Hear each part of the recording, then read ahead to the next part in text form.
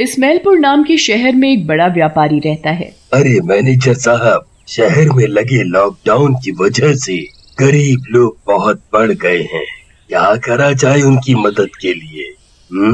Sir, ज्यादातर लोग भूखे सोते हैं। रोटी सबकी जरूरत है। हमें कुछ ऐसा करना चाहिए जिससे लोगों की भूख मिट सके।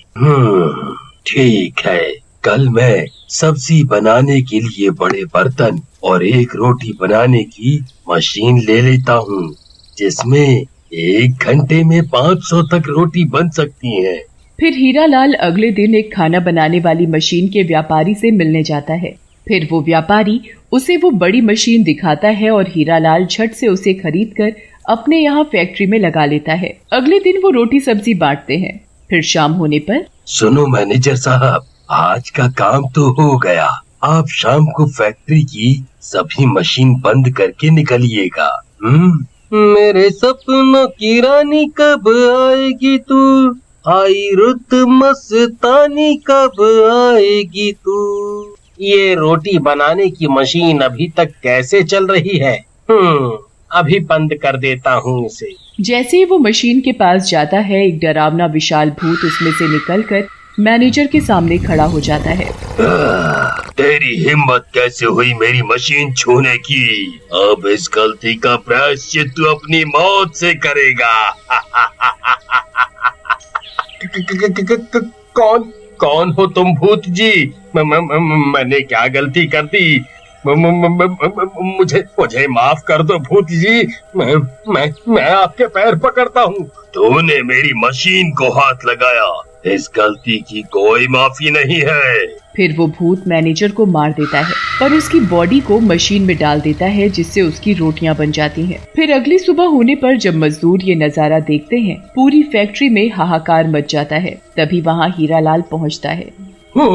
अरे ये क्या हो गया? हे ईश्वर, इस बेचारे ने क्या बिगाड़ा था आपका?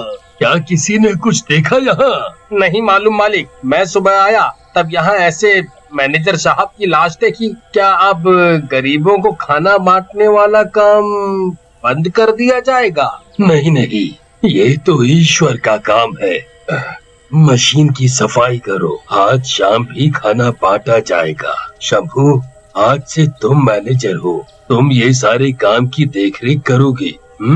फिर शाम होने पर वो फिर से खाना बनाते हैं और गरीबों में बांट देते हैं। फिर रात होने पर, हे ईश्वर, मैं मैनेजर तो बन गया, पर बहुत डर लग रहा है, कहीं आज कोई मेरी रोटी न बना दे।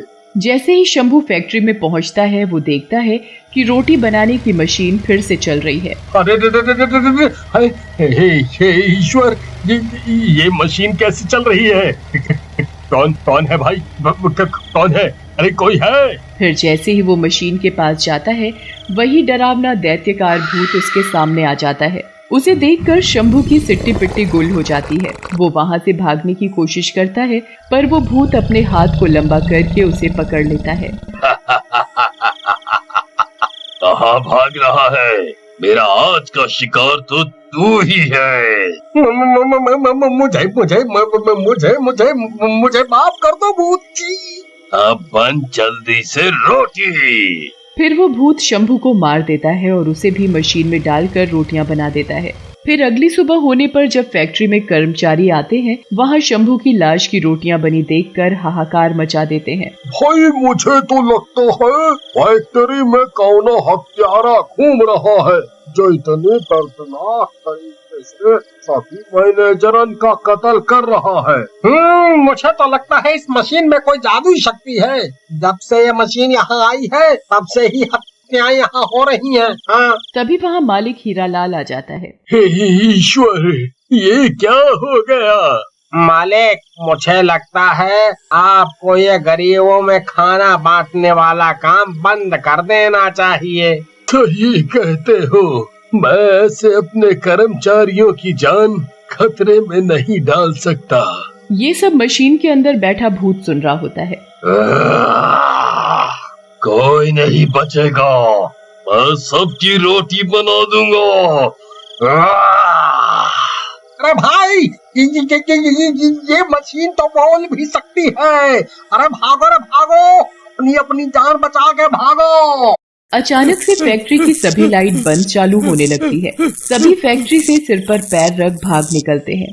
इस बात से परेशान होकर हीरालाल पास के एक प्रसिद्ध बाबा के मंदिर में चला जाता है। क्या हुआ हीरालाल, बहुत परेशान लगते हो। फिर हीरालाल सारी कहानी बाबा को बताता है। बाबा कुछ देर आंख बंद करके ध्यान लगाते हैं। सुनो भाई हीरा, तुमने शहर की जिस मशीन व्यापारी से ये मशीन ली है, तुम उसी के पास जाओ, तुम्हें वही उत्तर दे सकता है।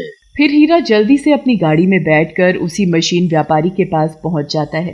अरे भाई, तुमने क्या रोटी बनाने की मशीन दी है मुझे? जब से यहाँ से गई है, मेरे 2 कारीगरों की जान ले चुकी है। ऐसे हीरा भाई, मैं तो कभी कोई मशीन गलत नहीं बेचता। हाँ, आप तो कब से मेरे साथ व्यापार कर रहे हैं। फिर मशीन व्यापारी थोड़ी देर कुछ सोचता है और कहता है, हीरा भाई, मुझे याद आया, ये मशीन मुझे आस के शहर के एक होटल मालिक ने बेची थी। वो बहुत खड़ूस था, पर उस दिन उसने मुझे मशीन बहुत सस्ते में दे दी थी। मुझे लगता है तुम्हें वहीं जाना चाहिए। मैं तुम्हें अभी उसका पता देता हूँ। फिर हीरालाल उस होटल पर पहुंचकर सीधा मालिक के पास जाता है। आइए आइए आइए, क्या खाएंगे साहब? हमारा होटल इस इलाके का बेस्ट होटल है। बताइए क्या खाएंगे साहब? मैं कुछ खाऊंगा नहीं, बस तुम मुझे ये बताओ, तुमने जो रोटी बनाने की मशीन मोतीलाल व्यापारी को बेची थी, वो क्यों बेची थी? ये सुनकर होटल मालिक को पसीने आने लगते हैं। वो मशीन पुरानी हो गई थी, इसलिए बेच दी। चलो चलो, अब धंधे का टाइम है, यहाँ से निकलो। होटल मालिक का ये व्यवहार देखकर हीरालाल समझ जाता है कि दाल में जरूर कुछ काला है। मुझे पता लगाना ही होगा कि बात क्या है, नहीं तो ये भूतिया मशीन ना जाने और कितने लोगों की जान ले लेगी। फिर हीरालाल वहाँ से जाने लगता है। तभी पीछे से उसे कोई आवाज देता है, सुनिए सुनिए। जैसे ही हीरालाल पीछे मुड़ता है, वो देखता है कि वो उस होटल पे काम करने वाला एक वेटर होता है। बोलो भाई।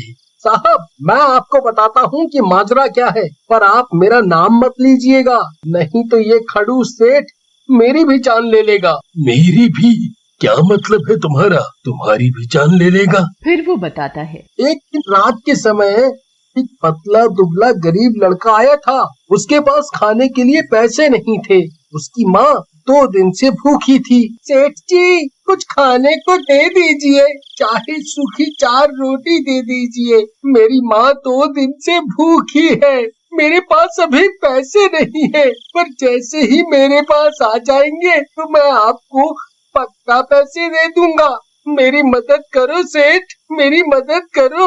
यहाँ क्या मैंने अनाथ आश्रम खोल रखा है जो तुझे रोटी दे दूं? चल भाग यहाँ से भिखारी, हट। वो लड़का वहाँ से नहीं जाता और मिन्नतें करने लगता है। तब इस सेठ ने गुस्से में उसे रसोई के अंदर रखी रोटी बनाने की मशीन में घुसा दिया और वो जल के मर गया। तभी से उसकी आत्मा उस मशीन में समा गई और उसने इस होटल के भी 3 कारीगरों की जान ले ली है। फिर हीरालाल उस लड़के की बूढ़ी माँ के पास जाता है और उसे सब बताता है। बेटा, तू उस जुल्मी सेठ को सजा दिलवा। फिर अगले दिन हीरालाल उस वेटर की मदद से चुपके से वो भूतिया मशीन दोबारा उसी सेठ के होटल की रसोई में रख देता है और नई मशीन वहाँ से हटा देता है। फिर रात होने पर जब होटल बंद हो जाता है, सेठ को रसोई से कुछ आवाजें आती हैं। अरे रे, ये क्या आवाजें हैं? लगता है कोई कारीगर आज रोटी मशीन चालू छोड़ गया। बिजली का बिल क्या इनका पाप भरेगा? कल सबकी पगार से 100 रुपए काट लूंगा, तब अकल आएगी इन मूर्खों को। फिर जैसे ही सेठ मशीन बंद करने उसके पास जाता है, वो भूत वापस से उसके सामने आ जाता है। तेरी तो मुझे कब से तलाश थी। मुझे माफ कर दो, मैं आज से गरीबों की मदद करना चालू कर दूंगा। तो जैसे लालचियों की जगह यहाँ नहीं नर्क में है। और मैं तुझे वहीं पहुंचा दूंगा। फिर वो भूत उस सेठ को हवा में उड़ाकर चलती मशीन में डाल देता है और उसकी भी रोटियां बन जाती है। वो भूत आसमान में विलुप्त हो जाता है।